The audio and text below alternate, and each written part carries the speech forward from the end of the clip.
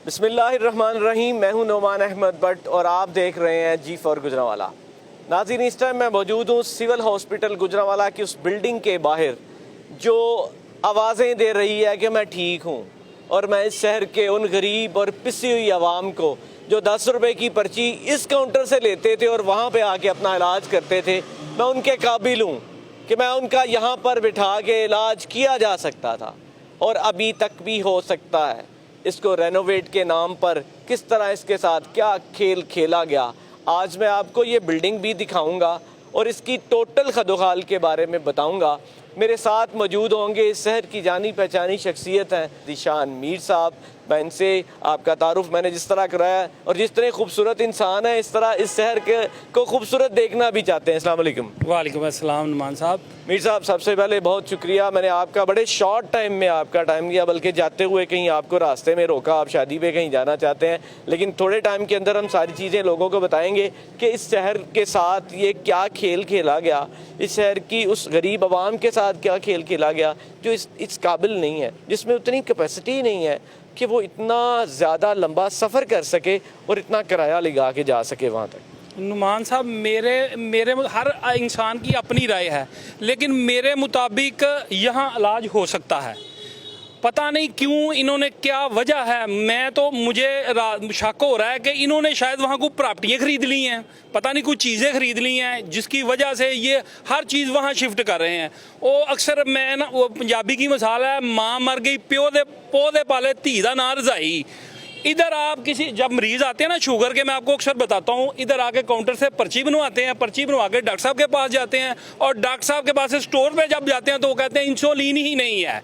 उसके बाद अगर कोई आप टेस्ट चेक कर लें, इधर करवा लें, वो कहेंगे बाहर से करवा के आओ। अगर आप एक्सरे मशीन अक्सर ख़राब और वो अपना कोई भी टेस्ट अगर करवाना चाहते हैं ना, अगर कहेंगे यार आप बाहर से करवाएं, वो चीज़ें इधर पूरी नहीं होती। अमारत इन्होंने आलीशान बनानी है क्योंकि इन्होंने बैठना है, गरीब आवाम के लिए कुछ नहीं सोचते। और हमारे शहर के जो MNA MPA ये टिकट होल्डर सब खामोश तमाशाई हैं और ये जो इंतज़ामिया है, कमिश्नर साहब, DCO साहब, ये तमाशगीर बने हुए हैं, ये गुजरांवाले की आवाम को जलील कर रहे हैं और हमारे शहर के लिए कोई बोलने वाला नहीं। आप बताएं, इतनी तकलीफ में है आवाम, ये कोई MNA, कोई MPA, कोई बंदा टिकट होल्डर, ये PTI के कोई भी बोला?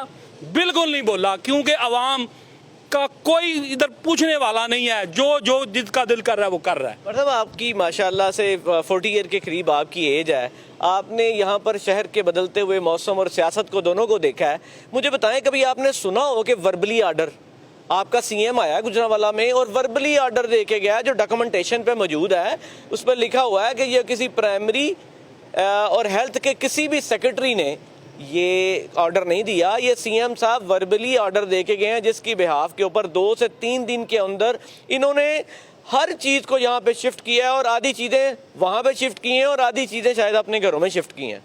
मेरे हिसाब से तो वज़ीर आला साहब का पता नहीं ये कोई है भी कि नहीं है। आपने देखा होगा ये लियाकत पार्क इन्होंने वज़ीर आला के हुक्म से चेंज किया है, इधर से भी कर लिया है। मैं आगे भी आपसे बात कर रहा हूँ कि इसके पीछे कोई ना कोई और बात है। इसको वो पीछे करके यहाँ था कि इन्होंने कोई टाइलें लगवाई हैं, पता नहीं कोई काम किया है, उसका भी एहतसाब की बात चल रही थी। इन्होंने मुझे तो लगता है कुछ चीज़ को लुकाने के लिए, बंद करने के लिए, ख़त्म करने के लिए ना ये सारा काम किया है। मुझे इसके पीछे और कोई काम नहीं नज़र आता। ये आप इमारत देखें, क्या इसमें अपना हो नहीं सकता इलाज? कहते हैं यार यहाँ पानी खड़ा हो जाता है, पानी कहाँ नहीं खड़ा होता। आप जाएँ कहीं, शहर पूरा बंद करना पड़ेगा। आप जब कमिश्नर ऑफिस में पानी खड़ा होता है, क्या उसको बंद किया गया? कभी भी नहीं बंद किया जनाब, उन्होंने आगे से बेहतर कर लिया। बल्कि उधर मैंने पीछे सुना था कि वहाँ उन्होंने काफ़ी तरक्याती काम कराया, तब भी नहीं बंद कराया क्योंकि वो कमिश्नर साहब हैं। मैं समझता हूँ कि मुझे जब वो आए थे ना, तो ये गुजरांवाला बहते वाला ना गला गुलाम मोहम्मद ठेकेदार गली नंबर 1 के हैं।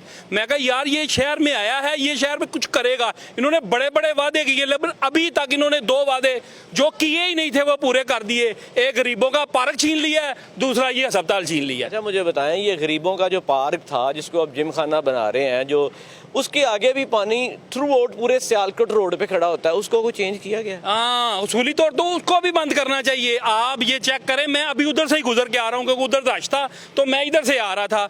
उधर गरीब लोग जो हैं उधर बैठे हुए हैं, वो छोटा सा पार्क रह गया। बाकी उन्होंने, मैंने एक दिन है ना अपने लाइव करता हूँ अक्सर ना फेसबुक पे, तो मैंने इनको कहा था यार ये जो थोड़ी सी जगह बच गई है ना, वजीर आला साहब ने 2 कब्रिस्तान के हैं, अमीरों के लिए ये कब्रिस्तान भी बना लो, क्योंकि गरीबों का तो गुजरांवाला में हक ही कौन नहीं। यहाँ का ना कोई सियासतदान सुनता है हमारी, ना कोई आओ बात सुनता है। वाहद जी फॉर गुजरांवाला, क्योंकि मैं आपके सामने खड़ा हूँ, मैं आपके पीछे भी बात करता हूँ कि इसके अलावा ना कोई सहाफ़ी तंजीम, ना कोई बात। कभी किसी का कोई दिल करे किसी से मुखालफत हो तो बात कर लेते हैं, वो इशू नहीं उठाते जो गरीब आदमियों के लिए होता है। तब अभी वहाँ पे खड़े थे, आपने देखा गरीब लोग यहाँ पे आ रहे थे, आपने उनके चेहरों के ऊपर वो परेशानी देखी कि जो यहाँ पर आ रहे थे और आके यहाँ पे इलाज की घर से आ रहे थे, उनको ये नहीं पता था कि 20 किलोमीटर दूर अब जाना पड़ेगा। आपने मासूमियत और परेशानी उनके चेहरों के ऊपर देखी, उन औरतों के, उन बच्चों के ऊपर, उनके चेहरे जब उनको ये बताया गया कि यहाँ से हॉस्पिटल शिफ्ट हो गया है, तो वो उनके वो अजीब से तासुरात थे। नुमान साहब, आपने अभी देखा है कि एक लेडीज आई हैं, उन्होंने छोटा सा बच्चा उनके साथ, वो कह रहे हैं कि मुझे उधर से छठा हॉस्पिटल सामने जो इन्होंने शिफ्ट किया बच्चों का, उधर से इधर से भेजा है, लेकिन यहाँ के गनमैन कह रहे हैं आगे जाएं। यहाँ गरीब आदमी, वो देखो एक गरीब ही था ना यार, पैदल ही आई हैं, पता नहीं कहाँ से आई हैं, वो बेचारी का बहुत ही बुरा हाल था। और भी एक अंकल आए हैं, उन्होंने भी पूछा, उन्होंने कहा गोंदला अस्पताल ला जाओ, बस इतने बोर्ड, वो क्या कहते हैं, इधर बोर्ड लग जाना चाहिए कि पहले लाहौर ले जाओ, हुन गोंदला ले जाओ। जिदा ना ही गोंदला ले जाओ की करेगा। ये हम आपको दिखाते हैं हॉस्पिटल की अंदर की क्या सूरत हाल है। बट साहब, आप मीर साहब मेरे साथ रहिएगा, हम थोड़ा सा इसके ऊपर डिस्कस करेंगे कि ये यहाँ पर जो ये हॉस्पिटल के अंदर जो सूरत हाल थी, इसको यहाँ से शिफ्ट किया गया, इसका जंगला आज भी वैसे ही है। मैं ये नहीं कह रहा कि मैं कभी इसकी मुखालफत नहीं कर रहा कि इसको नहीं होना चाहिए था, यहाँ से नहीं शिफ्ट होना चाहिए था, बिल्कुल करना चाहिए था, लेकिन इसकी कोई प्लानिंग की जाती। यहाँ पर एक और मीर साहब, मैं आपको एक बात बताऊँ, यहाँ पर 2-3 ऐसे डिपार्टमेंट्स हैं जो बिल्कुल न्यू रेनोवेट हुए हैं। क्या अपने घर के अंदर जब हम अपना कोई वॉशरूम बनाते हैं, किचन बनाते हैं, कोई कमरा बनाते हैं, कोई ड्राइंग रूम बनाते हैं, तो क्या हम पूरे घर को कहीं शिफ्ट कर देते हैं? ये पीछे करके मैं किसी की मिसाल दूं, मैंने अपना घर किया है, जब हमने ऊपर वाले कमरे किए हैं तो नीचे शिफ्ट हो गए, जब नीचे वाले किए तो ऊपर गए। आप ये दिखाएं सिवाय कागजों के अलावा ये कोई फर्श, ये सीढ़ियां, या कोई चीज़ खराब है, मैंने भाई हर दफ़ा यही कहूँगा कि इसके पीछे कोई और राज है। वो आप जैसे जो मुहिब्बे अपने अपने शहर से प्यार करते हैं, वो मिल के बात, इनकी बात ही कुछ और होगी। ये बात बिल्कुल मुझे नहीं नजर आती। इसमें क्या खराब है? आपका कैमरा दिखाए ना, क्या चीज़ खराब है जिसको ये बदलने के लिए वहां चले गए हैं। इधर मरीज वो देखे बाहर खड़े हैं, वो मरीज कह रहे हैं हमारा भी इंटरव्यू ले, वो पीछे से आवाज आई है कि हमारा इंटरव्यू। लोग गरीब आदमी इतनी दूर 1000-2000 रुपया देकर उधर रक्षे का कराया जाएगा, वो फिर स्पेशल डॉक्टर के पास चला जाएगा। गरीब यहाँ पे इसके गिरदोनवा में जो हॉस्पिटल्स हैं उनकी तो चांदी हो गई है, वो इमरजेंसी के नाम पे पता नहीं क्या क्या कुछ ले रहे हैं। दूसरी बात एक और भी है कि ना, आज से मैं थोड़ा सा पीछे चले जाऊँ तो 10-12 साल पहले की बात है, ये ट्रॉमा सेंटर अभी रेनोवेट बन रहा था। इससे पहले एक पुरानी इमरजेंसी हुआ करती थी, वो बिल्कुल छोटी सी थी, वहाँ पे जहाँ पे इन्होंने ओपीडी शिफ्ट की है उसके साथ, वहाँ पे उस इमरजेंसी को जब वहाँ पे थी और इसको शिफ्ट करने के लिए इसको पहले रेनोवेट किया गया और इसको इधर कर दिया गया। क्या ये पॉसिबल नहीं था कि वो 2-3 बिल्डिंग्स जो हैं वो बिल्कुल रेडी थी, उनको इस इमरजेंसी को वहाँ पे शिफ्ट किया जाता? इससे पीछे कार्डियोलॉजी है। कार्डियोलॉजी दिल का जो पेशेंट होता है, जिसको खुदा ना खास्ता हार्ट अटैक हुआ होता है, उसको तो हर लम्हा उसके लिए कीमती होता है कि वो जितनी जल्दी उसको शिफ्ट किया जा सके, उसकी सांसें बचाई जा सकें, तो वो जितनी जल्दी हो सके उसको वो किया जा सकता है। क्या ऐसा पॉसिबल नहीं था कि इर्द गिर्द किसी भी वार्ड में शिफ्ट करके या इसकी रेनोवेट किया जा सकती? नुमान साहब देखे, जब दिल में वो किसी की हुब्बो हो ना, किसी गरीब आवाम के लिए कुछ करना हो, जब आपने करना ही नहीं, आपके पीछे आप माल बनाना है और कोई काम नहीं। ये जो मैं उधर आप कह रहे हैं ना, वो जो इमरजेंसी पहली थी बेहतरीन है, अभी भी अगर चाहा जाए तो इमरजेंसी तो वहाँ भी इलाज हो सकता है। ये देखें अभी मरीज जा रहे हैं, ये अंदर से ढूंढ के, डॉक्टर नहीं मिलेंगे इनको, कोई चीज़ नहीं मिलेगी, वापस चले जाएंगे और गरीब आदमी जलील हो रहा है। मैं नुमान साहब अपनी आवाम को भी कहना चाहता हूँ, अपने शहर गुजरांवाला के लोगों को कहना चाहता हूँ, अपनी सियासी पार्टियों और अपने नारे बंद करें। इन सियासतदानों को, इन DCO हज़रात को, इन कमिश्नर हज़रात को सब आगाह करें अपनी अपना दुख तकलीफ, क्योंकि हम सिर्फ अपने मफाद के लिए नारे मारते हैं। हमारे कारकुनों का ये हाल हो गया हुआ है कि ये सिर्फ गटर के ढक्कन पर ना वोट देते हैं और कोई सवाल नहीं उठाते, और सवाल उठाने वाले को कहते हैं यार ये बागी है या ये हमारे खिलाफ है। इन्होंने कुछ नहीं किया। बाकी ये अब मैं सारा अस्पताल देख रहा हूँ, ये इस काबिल नहीं कि इसको दोबारा ठीक किया जाए या इसमें इलाज ना हो सके। हाँ, ये तो हो सकता है कि ये आगे हर जगह भी है नुमान साहब, उसको नहीं ठीक हो, उसको बनाया जा सकता था। इतना जो फंड आया है उसको कोई नई इमारत बना लेते, उधर से फिर इसको शिफ्ट करके फिर इधर ठीक कर लेते। लेकिन कुछ भी नहीं, इन्होंने सिर्फ माल बनाना है और कोई बात नहीं। ना डीसीओ साहब, ना कमिश्नर साहब, ना ये एमएनए, ना एमपीए, ना ये टिकट होल्डर, इन्होंने हमारे शहर के लिए कुछ करना ही नहीं है। हम बोलते रहेंगे, इन शायद आप लोगों की वजह से कुछ बेहतरी आ जाए, लेकिन मुझे नहीं लगता ये माल बनाने के लिए सब कुछ किया गया है और ये ऐसे ही करेंगे। मीर साहब बहुत शुक्रिया, जैसा जो मर्जी करता रहे लेकिन हमें अपने हिस्से का दिया जलाना है। मैं बात करूंगा, देखें ये हॉस्पिटल आपके सामने है, मैं उसके बिल्कुल अंदर एंटर हो रहा हूँ। क्या ये पॉसिबल नहीं था कि अगर इसको शिफ्ट करके किसी और वार्ड के अंदर इसको बेहतर किया जा सकता, यहाँ पे कुछ काम किया जा सकता?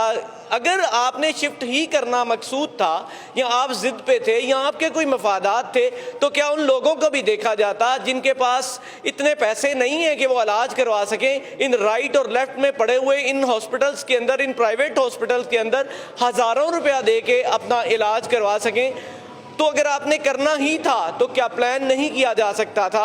इस हॉस्पिटल में अभी भी जो आप कर चुके और अपनी अना के बुत को नहीं तोड़ना चाहते, और आपको इस शहर के वो सियासतदान जो गरीब आवाम के वोट से आते हैं और उन्हीं के सर के ऊपर चढ़कर इन इमारतों, इन बड़ी बड़ी इमारतों, इन पार्लियामेंट्स में और इन बड़ी बड़ी असम्बलियों में बैठते हैं, जो बात तो गरीब की करते हैं लेकिन जुबान की हद तक, किरदार की हद तक नहीं करते। लेकिन बात करते हैं हमारे शहर के लोग, यहाँ पर शटल सर्विस स्टार्ट की जाएगी। डीसी साहब की तरफ से आज से 2 माह पहले यहाँ पर एक बात कही गई कि इस पर शटल सर्विस स्टार्ट की जाएगी, लेकिन शटल सर्विस स्टार्ट नहीं की गई, मासवाए 1 दिन के। अभी की बात करूं तो अभी जो जीएमसी हॉस्पिटल, जो के साथ उसके एक बहुत बड़ा मेडिकल जो है वो कॉलेज भी है, और उसको कहा जा रहा है कि यहाँ पर हर फैसिलिटी मौजूद है। मैं आपको फैसिलिटी की बात सुनाऊं तो परसों सुबह, आज से 2 दिन पहले सुबह के वक्त एक शटल सर्विस उन डॉक्टर्स, उन पैरामेडिकल्स के लिए लाई गई, लेकिन वहां पे एक अजीब सी सूरत हाल बन गई जिसकी हमने फुटेज नहीं बल्कि एक तस्वीर G4 गुजरांवाला के ऊपर आपने देखी भी होगी। उसमें उनके ऊपर खुद ही आपस में एक झगड़े की सूरत बन गई कि डॉक्टर्स ये कह रहे थे कि पहले हमें शिफ्ट किया जाए, पैरामेडिकल स्टाफ कह रहा था कि पहले हमें शिफ्ट किया जाए, लेकिन दोनों की तादाद इतनी ज़्यादा थी कि एक शटल के ऊपर, एक बस के ऊपर उनको ट्रांसफ़र नहीं किया जा सकता था।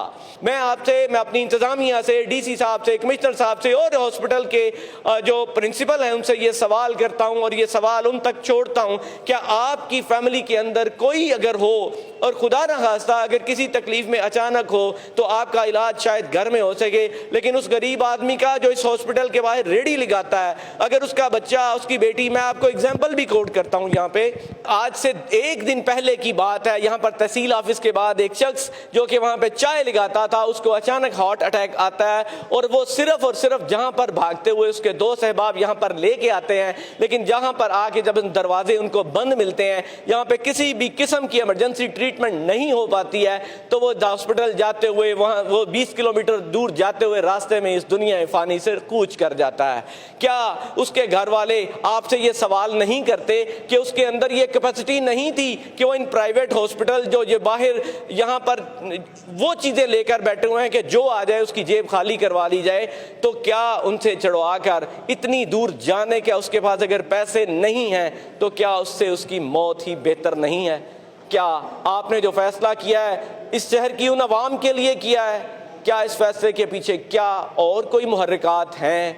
अगर ऐसा ही है तो ये शहर के वो गरीब लोग जो कि सुबह 1000 से 1200 रुपए की दिहाड़ी के लिए जाते हैं और अपने बच्चों का आकर पेट पालते हैं, मेरा नहीं ख्याल कि आपको दुआएं दें, बल्कि वो आपको बद्दुआएं देंगे। मेरा शहर चीख रहा है, मेरा शहर बोल रहा है, शायद आपके कान नहीं है। इन शहर के सियासतदानों ने पता नहीं कौन सी ऐनक लगा ली है या अपने कानों में वो कैसे एयरपोर्ट्स लगा रहे हैं जहाँ पे इनको उनकी आवाज़ नहीं आती जो शहर के लोग चीख रहे हैं, बल्कि शायद इनको उन तरानों की आवाज़ आती है जिसमें सिर्फ एक ही आवाज़ आती है कि वोट को इज्जत दो। लेकिन वोट उसको इज्जत मिलेगी जो गरीब को इज्जत देगा।